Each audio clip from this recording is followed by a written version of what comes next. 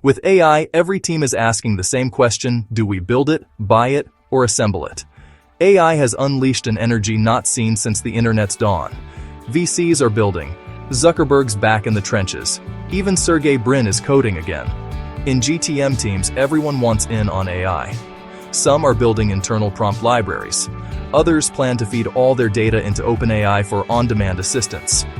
But are these sound business decisions? Building the first 80% is easy. The last 20% decides if it's a toy or a product.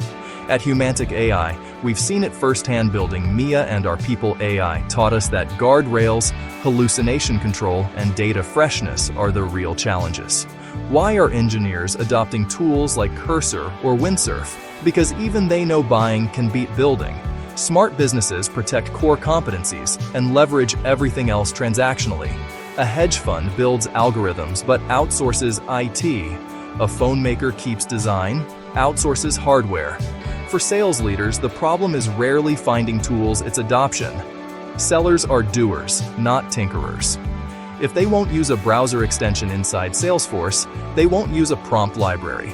In the 2000s, IT teams said, "We can build that in 90 days." By the 2010s, almost no one was building their own CRM. History rarely is different this time. So, should teams stop experimenting? Not at all. Tinker for non-critical use cases, experiment in parallel, and use AI to orchestrate your stack. The world is accelerating faster than any time in 200 years. Experimentation sounds romantic, execution wins. At Humantic AI, we walk this talk. We're a 30-person company using 100+ tools, including 20+ generative ones, because building everything ourselves would be a mistake. In the end, the AI knows. But the question remains, will you build, buy, or assemble?